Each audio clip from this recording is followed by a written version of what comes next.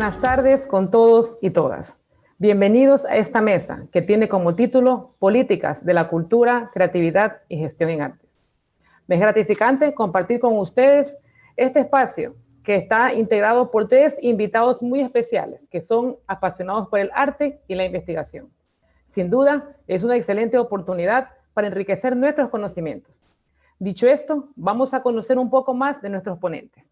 Iniciamos con el compañero, el docente Jorge Tigrero.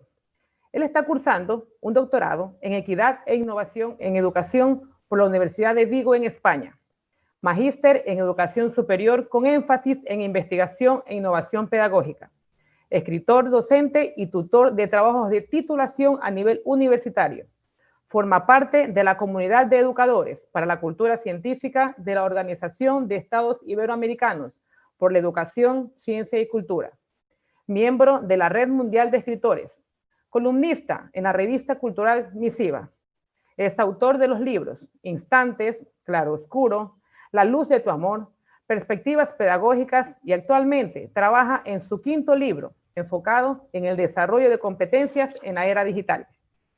Actualmente es director del proyecto de investigación Análisis de Metodologías y Procesos de los Grupos de Teatro Universitarios de Guayaquil para comprender la noción del amateur moderno. Es docente de la Universidad de las Artes y con este tema lo escuchamos. Gracias, Jorge. Te damos la palabra. Buenas tardes, muchas gracias Rosario, muchas gracias. Es muy importante para mí poder compartir aquí con Ernesto, con Carolina, esta jornada muy importante para todos en este 5º encuentro de investigación en artes. Tal como dijo Rosario, es fundamental para nosotros entender una necesidad esencial de la universidad en el contexto ecuatoriano y mundial, que es básicamente fomentar la investigación. En este sentido, nosotros como grupo de investigación, que pronto lo voy a presentar adecuadamente con un que he preparado, hemos partido de una gran base, que es básicamente algo propuesto por Tony Bott y Mel Einskow. Ellos son 2 grandes pedagogos vinculados desde hace algún tiempo a la Organización de Estados Iberoamericanos y a la ONU. Ellos dijeron claramente que la necesidad de la educación es eliminar cualquier barrera que atente a la participación y al desarrollo de aprendizajes en una sociedad.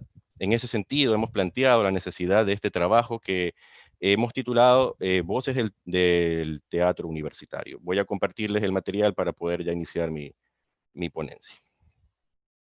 Bien, entonces, lo que tenemos nosotros que entender aquí es que el nombre Voces del Teatro Universitario tiene algo que para nuestro criterio era esencial: lograr hacer un puente entre la universidad y los grupos de teatro universitarios, pero no con un objetivo de decir alguien está en este nivel, alguien está acá, sino de tratar de hacer lazos y que el público sea el beneficiario. No solamente de personas que estén en el ámbito universitario, sino también toda aquella persona que tenga esa pasión por, en este caso, las artes escénicas. Y dentro de ese sentido, nosotros organizamos las siguientes actividades que les voy a ir explicando poco a poco.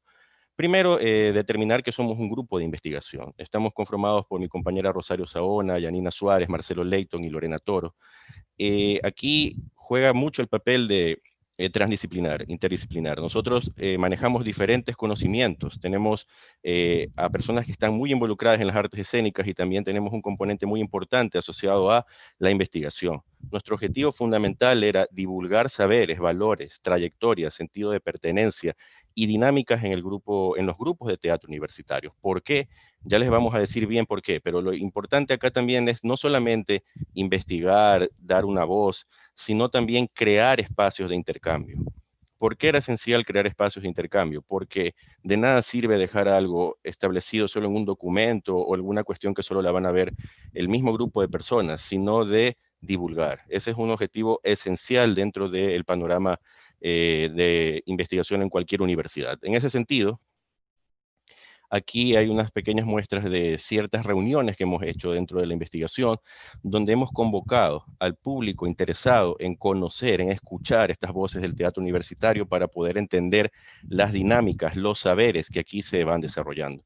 Dentro de este contexto, nosotros hemos determinado un objetivo primordial, que es entender esta característica del grupo de teatro universitario, no como algo que en nuestro avance preliminar estaba establecido por entrevistas que hicimos, donde había percepciones a veces de que no solo son grupos pequeños, que no tienen tanta trascendencia, o por desconocimiento, referir a algo que quizás leyeron en algún lugar. Y esto es algo que dentro de la universidad nosotros tenemos establecido como una clara meta. Generar procesos metodológicos en artes es esencial, es una misión de nosotros como educadores. Y en la investigación determinamos claramente tres grandes grupos dentro de universidades establecidas. El grupo de teatro Espol, el grupo de teatro Catarsis de la Universidad Politécnica Salesiana y el grupo de teatro Aragua de la Universidad de Guayaquil. ¿Cuál es la trascendencia? Dejamos bien establecido que conocer la importancia de estos grupos en el saber de las artes escénicas era fundamental, porque no solamente porque están ligados a una universidad, sino porque ya vienen haciendo una trayectoria que si empezamos, por ejemplo, en orden cronológico, el grupo de teatro Espol empezó su actividad el 15 de agosto de 1979. El grupo de teatro Aragua empezó en enero de 1983. El grupo de teatro Catarsis empezó, en cambio, en el año 2009.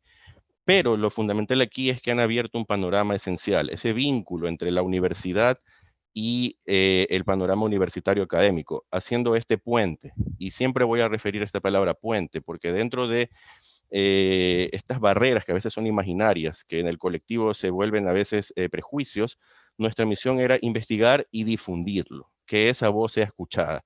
Y en ese sentido, nosotros eh, establecimos una metodología basada en el análisis cualitativo, vinculada también a algo muy importante que tiene como nombre fenomenología. Basarnos en aquellos fenómenos que se dan dentro de los procesos de interacción de los grupos de teatro para encontrarle una lógica a un orden, a un desarrollo, y lo determinamos por medio de la investigación en tres grandes fases.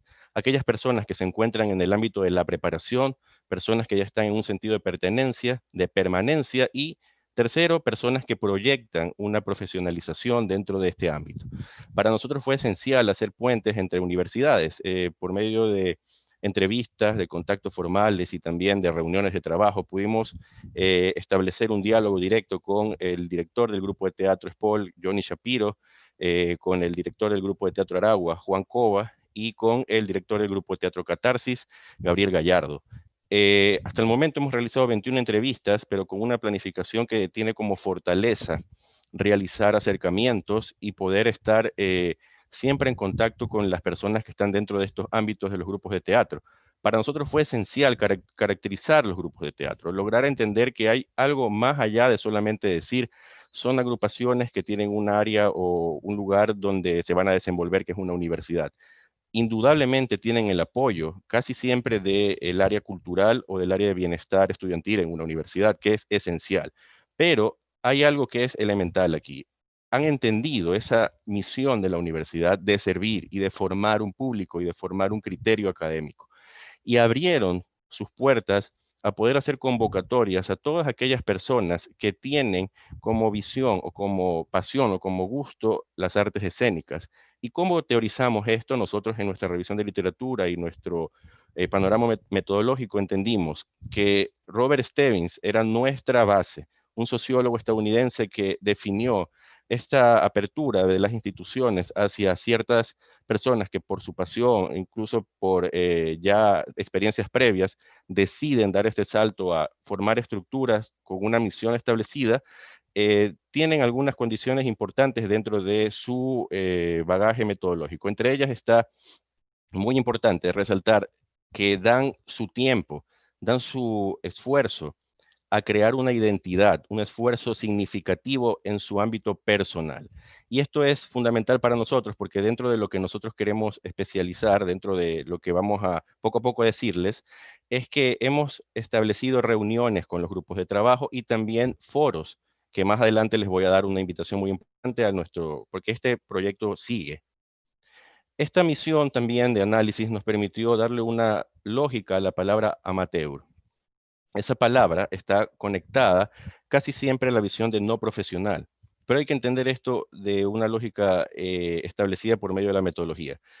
Las personas que no son profesionales no quiere decir que sean vistas como que son empíricos o no manejan una técnica. Nos hemos dado cuenta por el diálogo y por la forma de abordar tan profesional de estos grupos, por su trascendencia, su trayectoria, que lo que han logrado establecer son vínculos basados en el respeto, en la práctica constante y en una lógica también organizativa muy importante apoyada por la universidad.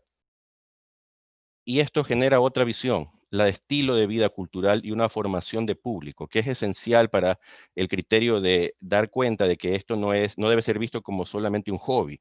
Son personas que tienen una identidad grupal y han generado por medio de sus estrategias ya algunos productos esenciales. Han podido participar y representar al país en algunos elementos, en festivales. También organizan festivales de gran trayectoria. Por ejemplo, Aragua organiza el Entupe, también el Entepola. Y aquí hay unas postales de los encuentros, de las entrevistas que hemos realizado, de diferentes integrantes de grupos de teatro establecidos en estas 3 fases que hemos dicho, y las voy a mostrar brevemente. Algunos de los diálogos, algunas personas han hecho este traspaso de estoy en mi grupo de teatro, pero me doy cuenta de que quiero formarme ya profesionalmente en este ámbito, entonces han dado ese salto y están, por ejemplo, en la Universidad de las Artes, en la carrera de Artes Escénicas, y también están algunos en la Universidad Casagrande. El análisis de contenido nos permitió a nosotros entender que esas experiencias, esas formas de elaborar conocimientos y saberes en estos grupos permiten desarrollar habilidades. Habilidades asociadas a varios aspectos que quiero resaltar, entre ellos, cómo ellos ven la realidad, cómo el ámbito de diferentes profesiones, porque aquí tenemos a personas que son sociólogos, arquitectos, economistas, ya con una trayectoria y que deciden involucrarse en una agrupación para aprender y para proyectar aquellas cuestiones asociadas a sus quizás gustos o experiencias previas que tuvieron en algún otro contexto. Y en ese ámbito nosotros hemos logrado determinar por voz de ellos algunos métodos. Por ejemplo, han establecido vínculos con la técnica Meissner, han generado procesos para trabajar en grupo mediante la aplicación de la cocreación, pero es importante resaltar algo en voz de uno de los entrevistados, que fue básicamente Gabriel Gallardo. Nos dijo que el grupo de teatro no está para crear profesionalmente actores, pero sí para dar servicio extracurricular que va a permitir un vínculo entre la universidad, la comunidad y esta pasión por el teatro.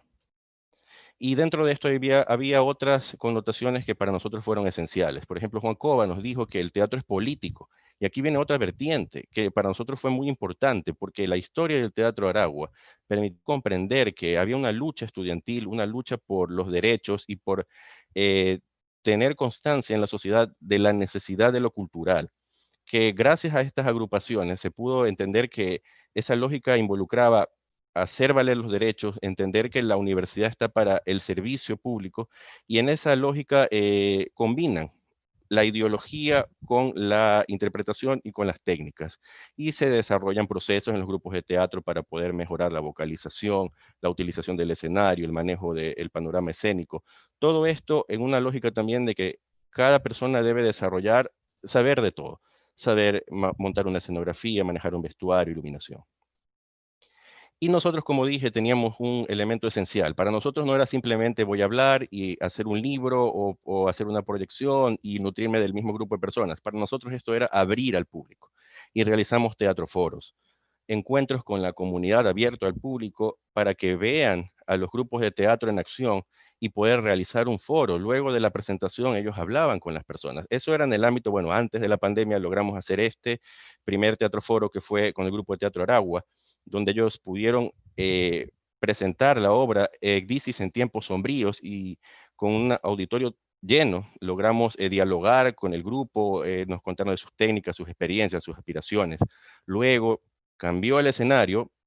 Aquí tienen postales de los teatroforos. Cambió el escenario y empezamos a hacer la visión a lo digital, en este caso el foro con el grupo de teatro Catarsis, donde logramos dar una dinámica un poco distinta, mostrando material ya de nuestra recopilación de entrevistas y de testimonios, y tuvimos una apertura bastante buena, porque en la interacción aparecen situaciones que no habíamos previsto. Por ejemplo, tuvimos como invitados a personas del grupo de teatro Catarsis que tenían más de 11 años de trayectoria y que eran fundadores, por ejemplo. Entonces, esa experiencia fue gratificante, porque tuvimos en el auditorio también a personas que estaban iniciando esta carrera de artes escénicas, personas también de otros países que estaban involucradas para querer saber cuál es la lógica de los grupos de teatro aquí. Y ya para ir un poco cerrando, veo que con el tiempo como estoy, los invito a todos y a todas al siguiente foro que vamos a hacer como grupo de investigación, que es con el grupo de teatro SPOL. Nosotros tenemos la modalidad de Zoom, donde podemos invitar a todas las personas que deseen ingresar y vamos a compartir. Con el grupo de teatro tenemos la presencia del director Johnny Shapiro y del elenco, donde nos van a contar, van a cumplir 41 años de fundación. Vamos a escuchar cuestiones tan trascendentales para el grupo y también para las artes escénicas guayaquileñas, porque quien creó el grupo originalmente fue el gran dramaturgo guayaquileño José Martínez Queirolo. Y ese tipo de visiones, junto también con el gran profesionalismo y los saberes que nos ha permitido conocer Johnny Shapiro y los demás grandes maestros también del teatro que están involucrados en las otras universidades, estamos sistematizando de qué manera esto. Vamos a hacer, bueno, no ahora, no les voy a lanzar ningún spoiler, tenemos una página web donde vamos a sistematizar todo esto y va a ser abierta al público, y también vamos a desarrollar, estamos desarrollando un libro basado en testimonios. Como dije, nuestra metodología no es algo empírico o netamente de vamos a rodearnos de un grupo de personas que somos los conocedores, no, vamos a difundir todos los saberes de los grupos de teatro a la comunidad. Nosotros nos servimos, somos servidores públicos hacia un grupo que son ustedes los que nos están viendo. Y ese libro va a ser muy importante porque en voz de los testimonios de los entrevistados vamos a conocer mucho más de la importancia de los grupos de teatro. Y este es mi llamado final para esta exposición de este foro, que los invito a todos. Está ahí la cuenta para la reunión, es este martes 28 de julio a las 7 de la noche, vía Zoom, están todos invitados para poder compartir con el grupo de Teatro Espol. Eso es todo de mi parte. Les agradezco por la atención. Muchas gracias, Jorge, por tu intervención. Gracias, Les recuerdo que pueden hacer sus preguntas mediante la página de Facebook del ILIA. Al final de todas las ponencias, nuestros invitados estarán respondiendo todas sus inquietudes. Vamos a continuar con nuestra programación y tenemos a la siguiente ponente. Ella es bailarina independiente, coreógrafa, docente y comunicadora radial. Cursó la especialidad de tendencias contemporáneas de la danza en la Universidad Nacional del Arte en Argentina, licenciada en comunicación y bachiller en artes. Complementa su formación de manera itinerante, viviendo la danza de Tailandia, Cuba, Francia, Chile y Colombia. Docente de la UARTES desde el 2015, cura y dirige el proyecto Kines, Cineforo de Danza, un espacio especializado en la proyección de registros de obras y documentales dedicados a la danza. Ha alcanzado 34 ediciones. Nos acompaña con su ponencia Arbitrariedades con el uso del archivo como insumo para la danza. Bienvenida, Carolina Pepper, la escuchamos. Muchas gracias. Hola, muy buenas tardes. Hola, saludos a Ernesto, a Jorge Rosario, a todos ustedes que nos están acompañando virtualmente. Feliz de poder estar conviviendo en este momento y también, claro, nos da la tristeza que a todos nos provoca la situación de no podernos ver, de no poder estar presencialmente, de no poder ver los rostros de la gente que nos acompaña, ¿no? Como suele pasar en un escenario. En fin. Efectivamente quería hablarles sobre estas arbitrariedades, le digo yo, del uso de un archivo fotográfico de prensa, además, como utilizarlo como un insumo de danza para esto que se llama El Poder en mi Constitución, que hace parte de un proyecto más grande. Esta es la deriva escénica de ese proyecto y hasta ahora ha completado un par de fases. Por una parte su laboratorio y por otra parte un pequeño video danza que es uno de los que, bueno, a futuro pensamos tener más, poder producir más. El título, digamos, de la ponencia es Restituir a una imagen su gesto efímero. Y para empezar, pues me ubiqué en los años 70 con este libro de fotografía que escribe Susan Sontag, donde señala que quizás con el tiempo la gente aprenda a descargar más agresiones con cámaras y menos con armas, decía ella, y el precio será un mundo aún más atragantado de imágenes. Pues bueno, cumplida un poco la predicción, aquí estamos con un mundo atragantado efectivamente de imágenes, solo que paradójicamente también de imágenes que constituyen armas. Nuestro proyecto Paraguas, decía, se denomina, tiene un nombre bastante largo, se llama Al Mando, la representación del poder, derivas teóricas, visuales y escénicas a partir de las fotografías del archivo de diario El Telégrafo. Y se concibe como una colaboración transdisciplinar entre colegas docentes, fotógrafos, comunicadoras, artistas escénicos, teóricos del arte y estudiantes de danza también, colegas de la comunidad artística de la ciudad, una economista también tenemos en las filas, en fin. Como diagnosis previa, pusimos de relieve la autoridad que ejercen las imágenes como rastros directos de lo real. A partir de ello, esta incidencia potente que tienen los medios de comunicación para emitir estos mensajes a las audiencias a través de su superficie redaccional. Estamos hablando de esta tradición textual y fotográfica, ¿no? Que constituyen representaciones y relatos específicos acerca de temas y personajes abordados, así como también sobre los ignorados, ¿sí? Es tanto lo que dice como lo que no dice. El poder en mi constitución es el nombre, entonces, que escogimos para este laboratorio, para esta propuesta escénica con rasgos performáticos, que hace parte de este macroproyecto mencionado y como reza este recetario que hicimos nosotros desde noviembre pasado, cuando empezamos la investigación, desde el performance y la danza contemporánea como lenguajes, con sus cuestionamientos acerca de los paradigmas que regían o que rigen nuestros cuerpos, y sus roles en la vida social y política, así como en el arte, que es política también, se plantea investigar la forma en que el ejercicio del poder y su representación impactan en la corporalidad individual y colectiva. Dentro de esta área de la deriva escénica del proyecto empiezan a surgir, desde el inicio de esta pesquisa, algunas incertidumbres, ¿no? Que nos sirven como motor justamente para plantear múltiples opciones de acercamiento. Al uso que podíamos dar a este archivo fotográfico, decíamos. Cuestiones como, por ejemplo, si dábamos valor a la representación de esta, que estaba sujeta a esta superficie de papel fotográfico, o si era mejor revelar el temperamento, ya sea de quien capturó la imagen, o ya sea el temperamento de ese sujeto, esa esencia, que quedan capturadas ahí e impresas perdurablemente.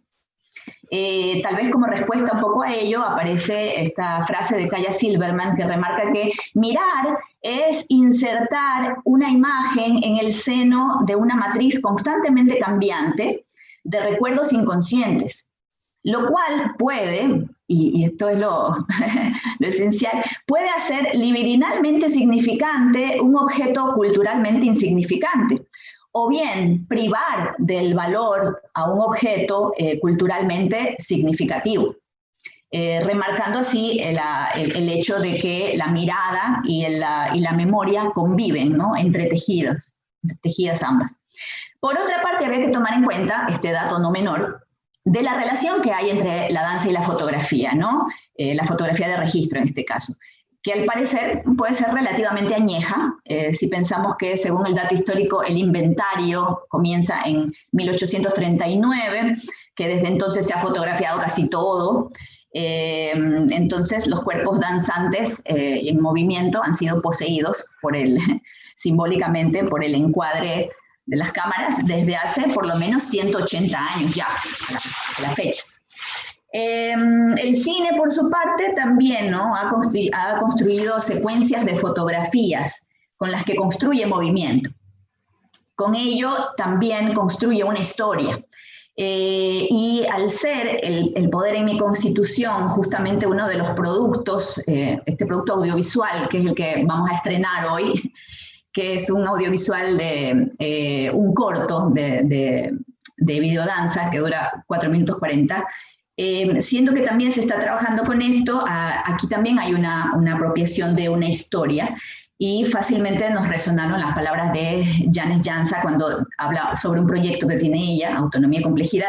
Ella señala que la historia es en cierto sentido una ficción también. Es una disciplina del conocimiento que se va consolidando mediante un mecanismo de continua reelaboración, ¿no? En la reconstrucción que propongo, dice ella en su caso, no hay una mirada nostálgica, tomo distancia de los hechos, ¿no? Entonces nosotros también tomamos una cierta distancia desde lo artístico para esta propuesta que tenemos.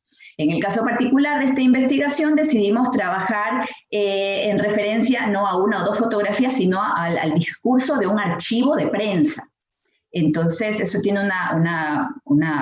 un peso, ¿no? Y no desde una lógica formal, cronológica, enumerativa, sino justamente haciendo discurso de esta herramienta, fue lo que se decidió, hacer uso de esta herramienta de manera abierta, de modo que nos lleve a imaginarios moradores en nuestras corporalidades también. Y preguntarnos, por ejemplo, qué de nosotros hay en esa narrativa particular del poder, esa narrativa popular del poder, y viceversa, qué tanto de ese discurso hegemónico también ha quedado alojado en nuestra cotidianidad. Y en primera instancia no hablamos de imágenes digitales o digitalizadas, ¿no? Porque justamente las primeras visitas que tuvimos al archivo fueron esenciales. Ahí estaba el gesto de tomar en las manos un papel revelado que contiene un retrato en blanco y negro, y eso no se compara, ¿no? Ese gesto. Entonces, esta instancia performática trabajó desde algunos detonantes múltiples, variados, multiformes también, así como en las artes escénicas se utiliza a veces como detonante una canción, una poesía, un haiku, ¿sí? Una imagen también puede ser, ¿no? En este caso, como dice la compañera Natalia Tamayo, que también hace parte de este grupo, de esta investigación, lo voy a hacer metareferencialmente.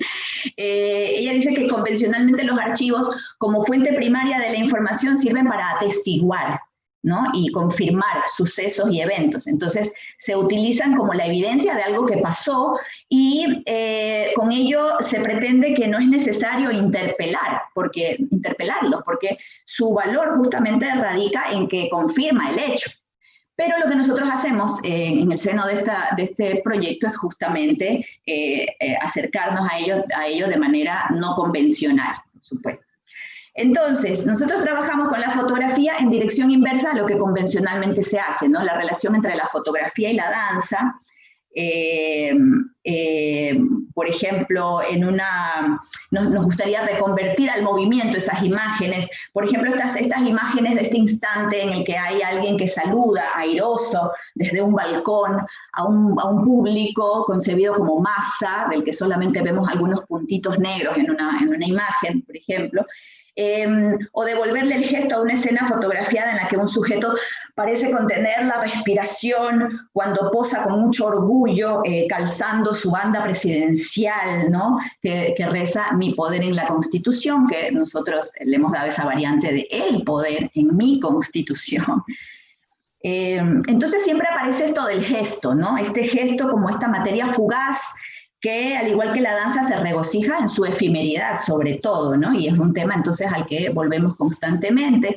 Este gesto que nace del cuerpo o de los cuerpos, ¿no? Y de alguna manera, de aquí esta actitud un poco arbitraria que tuvimos con esta metodología, un poco insólita tal vez, que tuvimos de llevar adelante tanto el laboratorio como el videodanza, ¿no? Descubrimos un poco la presencia de estos cuerpos que, por el contrario, aparecen en situaciones de mucha formalidad, ¿sí? Nosotros estamos tratando de hacer algo bastante arbitrario, bastante raro tal vez, pero nos enfrentamos a estas fotografías que tienen este texto formal, ¿no? Convencional, aunque, como dice Victoria Pérez, el cuerpo no se opone a lo racional, no pertenece exclusivamente ni a lo privado ni a lo íntimo, ni debe de ser dejado de lado por la esfera de lo político, todo lo contrario, ¿no? Entonces, en este proceso de selección, descarte, negación, como lo hace un editor fotográfico, nosotros coreográficamente también discriminamos con ciertos criterios qué es lo que queremos, qué tipo de juicio queremos dejar prevalecer en la pieza coreográfica. Claro que, por supuesto, en un editor de prensa la parte ideológica o política se hace un poco más evidente, pero no deja de suceder lo mismo en una instancia coreográfica, ¿no? También se toman ese tipo de decisiones. Entonces, nosotros nos dejamos impactar en nuestras retinas por este constante de uniformes, brillos, armas, botas, gafas, guayaberas que hay en nuestra historia republicana, así como los sillones, las bandas, las multitudes, esos abrazos multitudinarios, ¿no? Esa aura de ese sujeto en el poder que no puede aparecer nunca desmembrado, ¿sí? Como por partes en una fotografía, nunca aparecen desmembrados, siempre aparecen completos, siempre en el centro, siempre perfectamente iluminados, siempre completos, ¿no? Eso remarca también esta imagen agigantada, estas cinturas escapulares elevadas, estas barbillas también siempre en alto, que un poco es lo que llamamos esta corporalidad del poder, ¿no? Y aquí quería compartir un segundito, se me acaba de... Bueno, mientras explicaba esto, quería compartirles algo de las imágenes que han significado para nosotros este laboratorio. Sí, a ver si lo podemos... Son fotos de registro del laboratorio, ¿no? Básicamente, de lo que hemos venido haciendo. Y bueno, con estos elementos y con muchos otros hemos estado construyendo estas vetas de estudio, de análisis, de expresión que nos llevaron a estos resultados provisionales, podemos decir, que son los que hoy estamos compartiéndoles, ¿no? Entonces, aquí un poco del trabajo de los chicos en el laboratorio que realizamos en distintos lugares, en la calle, como en aulas de clase, como también en espacios públicos. Sí, estuvimos en esa relación con el público, con la gente en la calle también. Aunque aquí no terminemos de ver todas las fotos, pero bueno, ahí se ven un poco las imágenes de lo que fue esto en las calles, ¿no? Y luego pues está este video del que les comentaba, que es el que les quiero compartir finalmente. Les recomiendo que suban un poquito el volumen de sus podrían subir el volumen de sus computadoras tal vez, solamente como para, aquí está, sí, aquí está, compartir con sonido, perfecto, ahí voy a compartir entonces el video y con esto pues cierro la presentación. Espero que ya esté compartiendo, ahí está, compartir, me parece que sí, y aquí está, gracias. Ahí va.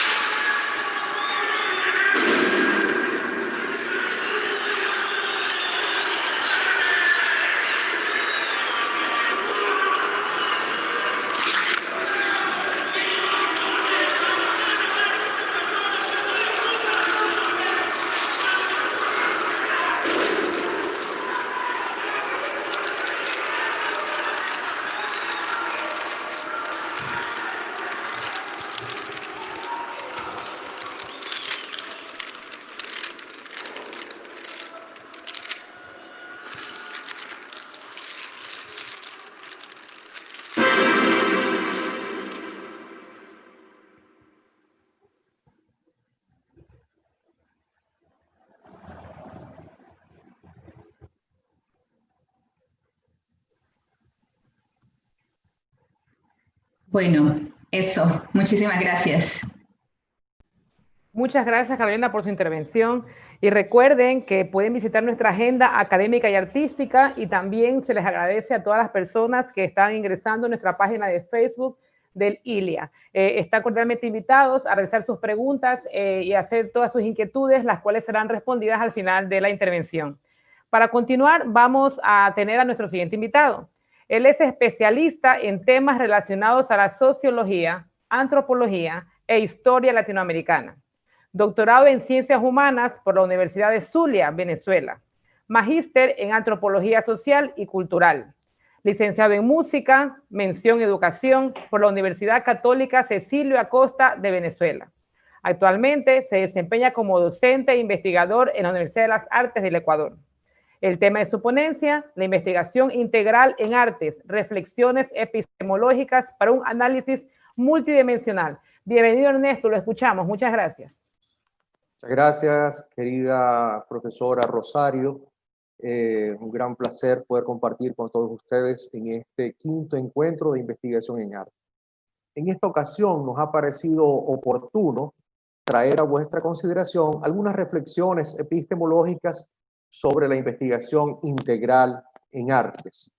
Como es sabido, en cualquier propuesta investigativa, lo primero que hacemos es definir nuestro objeto de estudio, pues esa definición se inscribe en un marco conceptual y contextual del cual se derivan los métodos, procedimientos y técnicas de análisis. Para hacer investigación en artes, entonces, lo primero que hacemos es definir el arte. Sin embargo, la definición del arte no ha sido estacionaria, sino que ha ido evolucionando y enriqueciéndose a través del tiempo, y las teorías sobre el arte difieren sensiblemente en la definición de esto. Por ello, realizaremos una breve reconstrucción histórica y cultural del concepto del arte, destacando los retos y contradicciones que ha suscitado esa definición. Para efectos de esta ponencia, iniciamos nuestra reconstrucción histórica en la Grecia antigua, donde el concepto más elemental sobre el arte nos lo define como un recurso imitativo o representacional, cuya misión consiste en copiar o representar el mundo real. Así, la pintura de un paisaje o la obra musical imitativa del canto de un ave se inscribe en esta función imitativa o representacional del mundo real. Esta concepción mimética del arte, compartida por Platón y Aristóteles, se caracteriza por encontrar el significado del arte en lo que éste representa. Siendo así, la mejor obra de arte termina por ser la que mejor imita la realidad copiada del mundo real. Esta concepción ha tenido una profunda y duradera influencia, no obstante, obliga a la pintura del paisaje a convertirse en su fotografía y a la obra musical, que imita los sonidos de la naturaleza, a transformarse en su grabación. Como es de esperarse, los procedimientos mecánicos de la fotografía y la grabación pusieron en crisis la función exclusivamente imitativa del arte. Además, esta concepción mimética del arte no logra dar cuenta de las obras de los expresionistas, los surrealistas, los minimalistas, los conceptualistas, entre otros, cuyo arte, aunque posee una dimensión representativa o imitativa, no se reduce a ella. Así, la mimesis no ha sido suficiente para dar cuenta de la naturaleza ni el significado del arte, y ha sido necesario emprender nuevos recorridos teóricos.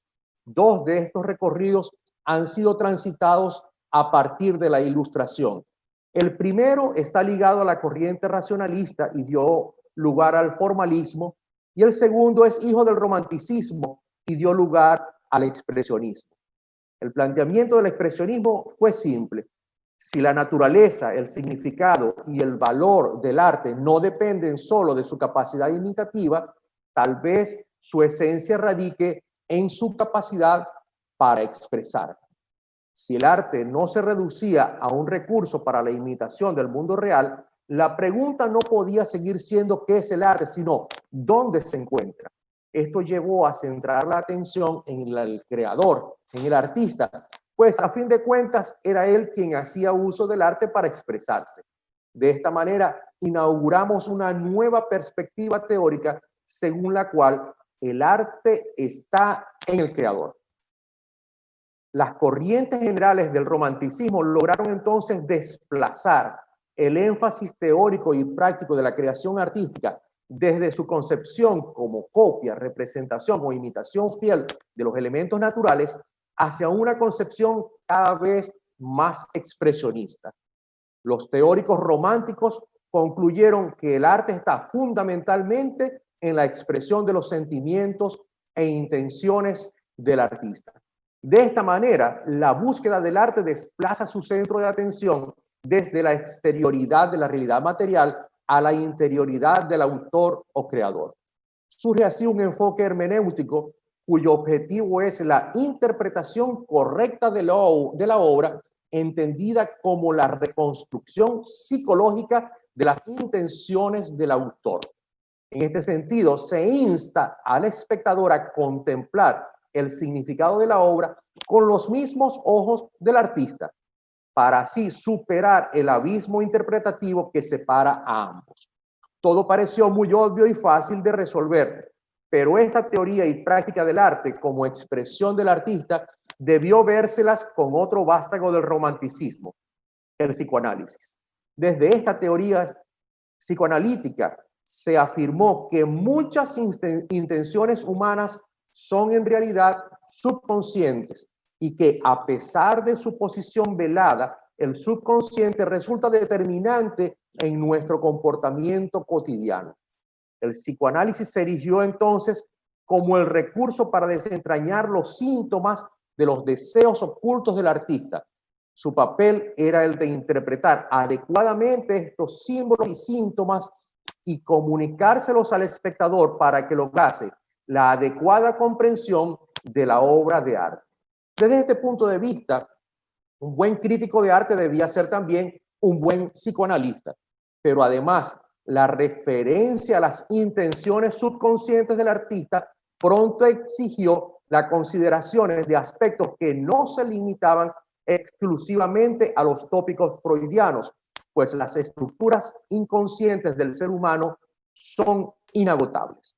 Los marxistas, por ejemplo, argumentaron que todo artista está inserto en una serie de estructuras socioeconómicas que inevitablemente se expresan en su obra. Por ello, cualquier interpretación correcta del arte debía considerar los síntomas, señales e indicios que muestran las estructuras de clase de las cuales emerge el artista y el arte. Las feministas no tardaron en señalar la oculta existencia de estructuras de género que imponían intenciones patriarcales inconscientes. Y a las filas de esta concepción sintomática del arte se sumaron también los críticos del racismo, del elitismo, del imperialismo, entre otras, dando lugar a un conjunto de teorías sintomáticas del arte, llamadas así por señalar la existencia de intenciones inconscientes normalmente inaccesibles al artista, pero que dejan su profunda huella en su obra. Desde esta perspectiva, la interpretación válida del arte sería entonces aquella que decodificase y revelase las intenciones y estructuras subyacentes tanto a nivel individual como colectivo. Como es de esperarse, esta huella inaccesible a la conciencia del artista, pero presente en su obra, podría ser reconocida e interpretada solo por el crítico avesado. Si bien estas afirmaciones son absolutamente ciertas, también es cierto que no es admisible que la naturaleza y el valor del arte radique exclusivamente en las intenciones del artista, sean estas conscientes o inconscientes. Por lo que, en respuesta a las teorías sintomáticas, el racionalismo ilustrado reaccionó promoviendo el formalismo, una teoría y práctica del arte según las cuales la naturaleza y el valor de éste se encuentran en la forma y estructura de la obra misma. El arte ahora entonces se encuentra en la obra misma. En general, según el formalismo, el significado de una obra de arte se encuentra en las relaciones formales presentes en los elementos que le son constitutivos. Desde esta perspectiva, la interpretación válida de una obra requiere necesariamente dilucidar sus estructuras formales. Esta posición teórica está orientada a la negación radical de la importancia y significado de la intención original del autor. De hecho, remedando la conocida muerte del autor de Roland Barthes, esta perspectiva teórica se propone amputar el arte respecto del sentimiento e intención del artista.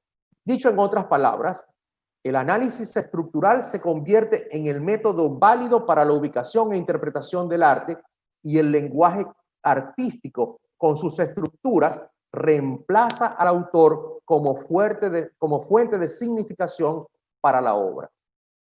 En la música, la atención se centró en la forma de la obra y sus estructuras rítmicas, melódicas, armónicas y tímbricas.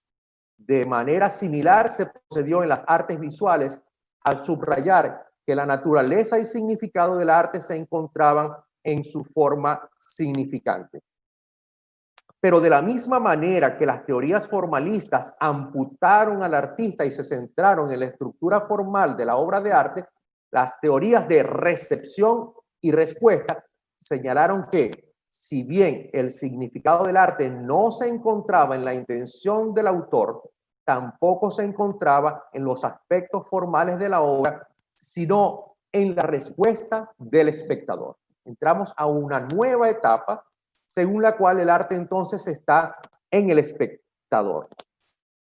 Desde esta perspectiva, la naturaleza y el significado del arte debe buscarse en la historia de la recepción y respuesta que suscita la obra de arte, porque la única forma de llegar a reconocer la obra de arte consiste en contemplarla, es decir, darle sentido a partir de su apropiación subjetiva, bien sea mirándola, escuchándola o leyéndola. Por ello, el locus fundamental de la obra de arte solo puede ubicarse en la respuesta del espectador. Esta teoría insiste en que la interpretación válida de cualquier obra de arte implica el análisis de las respuestas que ésta genera en sus espectadores a lo largo del tiempo. Es oportuno recordar que estas teorías se enmarcan en la corriente filosófica hermenéutica inaugurada por Heidegger, caracterizada por dos aspectos. El primero, romper con la concepción tradicional de la verdad en tanto conjunto objetivo e inmutable de hechos. Y segundo, introducir la noción de historicidad como un elemento fundamental en la construcción de la verdad. Desde esta perspectiva, los seres humanos no constituyen una naturaleza inmutable, sino una historia cambiante y en permanente construcción. De igual manera, toda interpretación de la realidad es cambiante e incluso lo que denominamos verdad se halla históricamente determinado. Así pues, la pregunta es, ¿dónde se halla el arte? Primero, las teorías intencionales lo ubican en los sentimientos, propósitos e intención original del autor. Las teorías formalistas apuntan a los elementos compositivos, estructurales presentes en la obra. Las teorías de percepción y respuesta las ubican en el espectador, y las teorías sintomáticas los ubican en los elementos psicológicos y culturales subyacentes presentes en el artista y en el espectador. ¿Cómo se resuelve la contradicción suscitada entre estas perspectivas? En realidad, el arte, al igual que toda entidad del universo, es esencialmente holónico. Un holón es una totalidad que a su vez forma parte de otras totalidades. Así, toda obra de arte constituye una totalidad, es decir, un holón que simultáneamente hace parte de otras totalidades. La obra de arte hace parte de la intención del artista y en este contexto la obra recibe particulares significados e interpretaciones. Pero este contexto no es el único donde se anida la obra de arte. también está presente en la historia de la recepción y respuesta del espectador, y en este contexto la obra recibe nuevos significados e interpretaciones. Y lo mismo ocurre con los elementos que mueven al artista y al espectador desde el subconsciente. Cada uno de ellos es una totalidad, y cada totalidad le aporta un particular contexto del cual surgen nuevos significados e interpretaciones. Ahora hemos llegado a un punto crucial para entender y superar las contradicciones que se encuentran en las referidas teorías del arte. Esto es, que el significado de toda obra depende de su contexto, por lo que al cambiar el contexto de la obra de arte, cambia la perspectiva y su significado, abriendo espacio para nuevas interpretaciones. Las referidas teorías del arte discrepan entre sí porque asumen su particular perspectiva y contexto como el único válido para realizar la interpretación. En realidad, cada una de ellas es cierta cuando desde su particular contexto ofrece su interpretación, pero es falsa cuando niega la realidad y significados que surgen de los demás contextos. El estudio holístico permite abordar las verdades e interpretaciones anidadas en cada olón, pero olvidar que cada olón hace parte de otras totalidades, es decir, de otros olones, lleva inevitablemente a la contradicción. Toda teoría holónica es necesariamente una teoría integral que, por lo tanto, nos permite entender que todo contexto contiene y se halla contenido en una infinidad de contextos, y cada uno de ellos anida una particular serie de interpretaciones y verdades. Muchas gracias.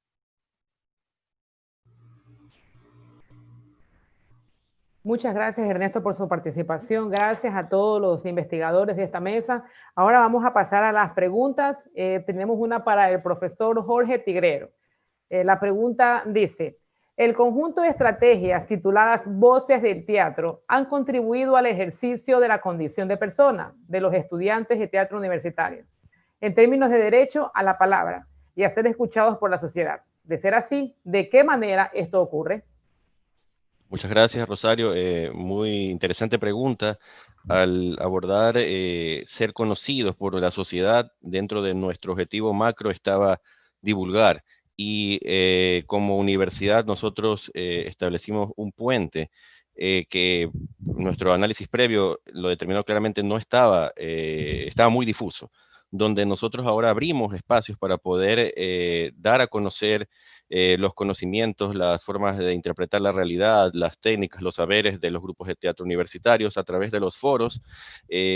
No solamente se hace el evento y se acabó. Lo que hemos tratado de hacer, y a pesar de todos estos inconvenientes de las distancias y lo digital, hemos logrado ya afianzar trabajos constantes. Hay personas que ya están proyectando participar en ponencias internacionales, talleres, para poder seguir dando prioridad a este intercambio de saberes. Y como dije en la exposición, también vamos a lograr que se sigan abriendo estos espacios. Nosotros hicimos, tuvimos que detener, pero teníamos la visión de un taller integral para poder tener a un grupo de personas de todo escenario, guiados por las personas de los grupos de teatro también, para poder desarrollar un montaje escénico y tener una formación dentro de la universidad, pero con el espacio también de las voces de los grupos de teatro universitarios. Y nuestra, ya para finalizar mi respuesta, esta visión que tenemos de lograr, por medio de testimonios, hacer este libro que se va a titular Voces del Teatro Universitario, para que esas palabras no se queden solamente en la oralidad o en un video, sino que puedan estar dentro de los saberes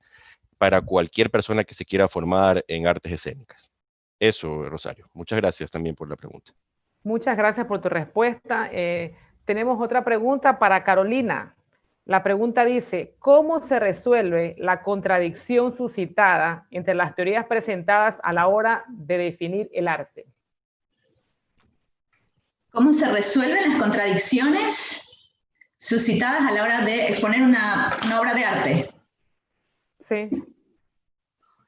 Hay que tomar decisiones, definitivamente tienes que jugártela, y ahí es donde justamente cuenta esto que decíamos, que hacer arte es también hacer política. Entonces, en el momento que tú tomas una decisión y la puedes justificar, la fundamentas, la sostienes, pues esa decisión es tu política del hacer, ¿no? ¿Cómo vas a construir eso? ¿Qué decisiones vas a tomar y jugártelas por ellas?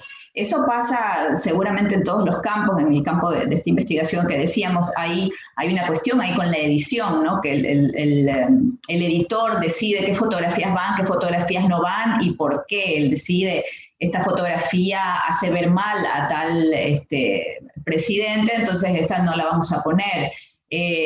O esta no lo hace ver alto, ¿sí? En el caso de personas que son más bajitas, la fotografía agranda. Ese tipo de decisiones se toman también a nivel artístico. Yo digo, bueno, vamos a bailar, vamos a presentar esto en este lugar, con esta luz no se ve bien, yo creo que lo de acá, porque todo lo que se ve en escena significa algo, simboliza algo. Entonces el tipo de luz que yo uso, el tipo de luz que yo usé en este videodanza, tiene una razón de ser, ¿no? Esa caída de sol, daba como un cierto aspecto dorado a la escena, el uso de estas gafas oscuras, de no ver, nunca se ven los ojos de esta persona.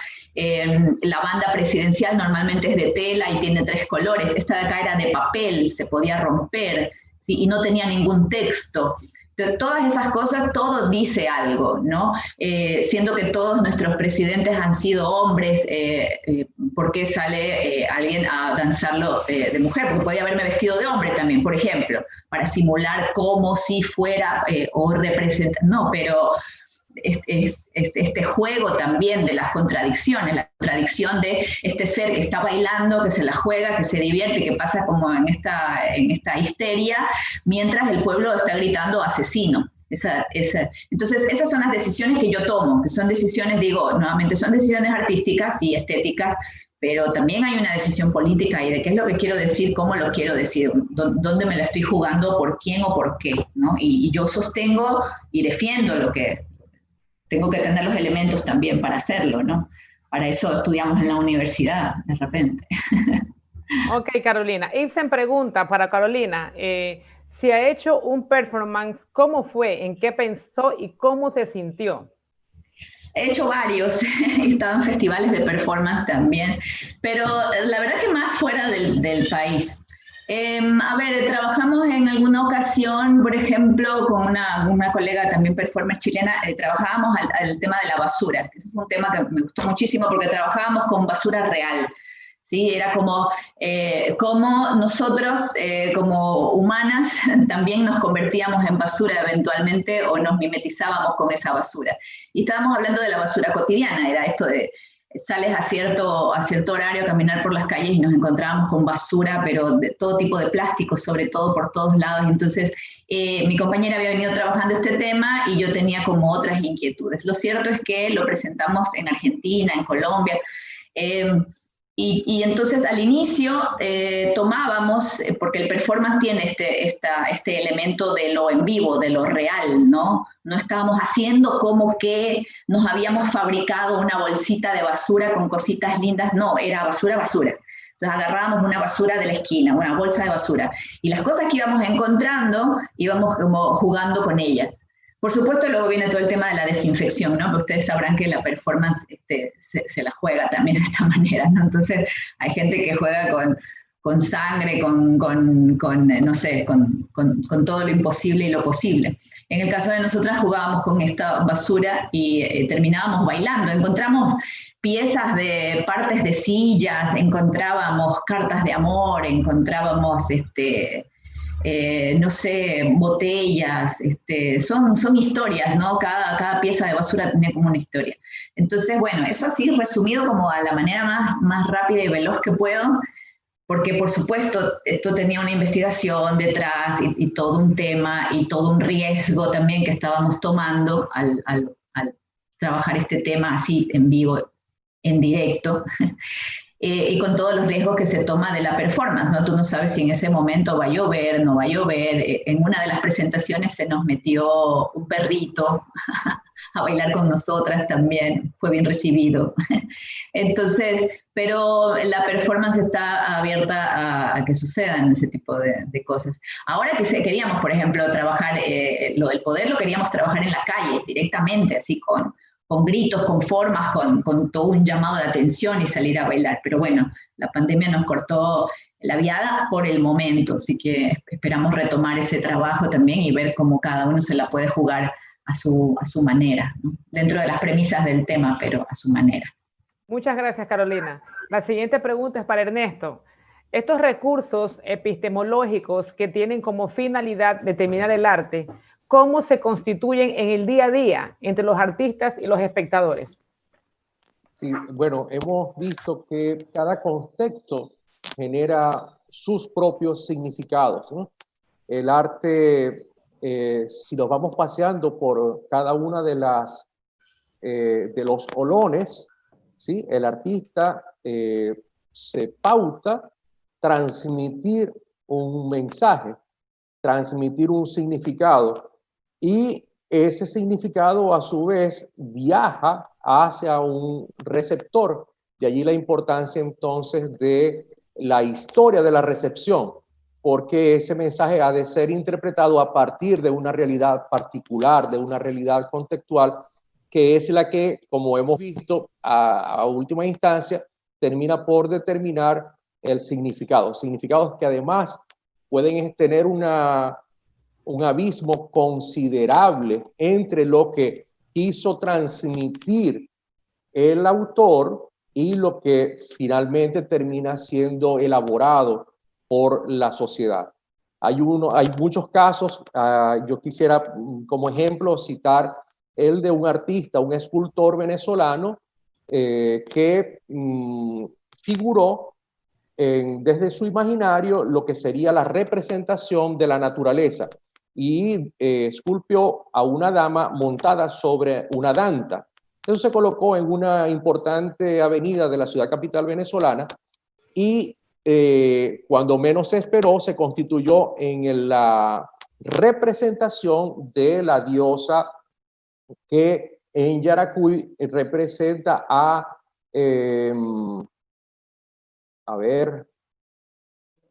María Leonza, ¿eh? Es decir, el mito estaba, el ritual estaba, había muchos elementos ya articulados, pero no había una representación escultórica y esa cayó como anillo al dedo. Así que esa figura ahora representa algo que para nada estaba en la intención del autor. Entonces, bueno, es un poco ese juego semiótico al que me he querido referir para entender que cada olón, cada contexto se apropia del elemento y lo redefine a partir de su realidad particular. Es una dinámica en la cual debemos estar siempre muy claros los artistas. Cada olón, cada totalidad genera nuevas significaciones, nuevas interpretaciones y nuevas verdades para ese grupo que lo ha apropiado. Muchas gracias, Ernesto. Gracias a todos los ponentes en esta tarde. La práctica académica y artística se pone en contexto indudablemente. Estas tres propuestas, estas tres investigaciones nos dejan un claro índice de la importancia de la gestión artística. Invito a todas las personas que nos están viendo por Facebook, por la página del ILIA, a que compartan nuestra agenda académica y artística, que la puedan visualizar, que la puedan compartir, que la puedan promocionar. Tenemos una agenda muy fantástica, es una experiencia única, inolvidable. Tenemos todavía hasta el día sábado, así que los ayudo a compartir esta página de Facebook a todos los invitados, a todo el público presente en Facebook Live de Edel Ilia. Muchas gracias a todos. No sé si los compañeros quieran acotar algo antes de cerrar. Nos quedan pocos minutos para poder culminar. Gracias, Ernesto, Jorge, gracias a Carolina, gracias a todas las personas que hacen el ILIA. Nada, yo agradecida con ustedes, con todo el grupo, y qué bonito verlos en esta mesa. Y bueno, quedan pendientes, no sé, las preguntas que seguramente aparecerán por ahí, pero será en otra instancia. Nos quedó corto el tiempo, parece. Jorge, Ernesto. Muchas gracias, Carolina, Ernesto, un gusto poder compartir e invito a todos, recuerden que este martes a las 7 de la noche tenemos el foro con el grupo de Teatro Espol. En la web de UARTES van a encontrar el enlace, es abierto para poder continuar con esta investigación tan rica en cuanto a voces del teatro universitario. Muchas gracias a todos, de verdad. Sí, finalmente agradecer a todos por la participación, a los ponentes, a la profesora Rosario por su conducción de esta mesa, a todos los que nos han seguido por Facebook y a todas las personas que más posterior disfrutarán de estos trabajos. Esperamos que sean de utilidad para continuar profundizando la investigación en arte. Muchas gracias. Muchas gracias a todos. Nos veremos en una próxima oportunidad. Muchas gracias. Muchas gracias.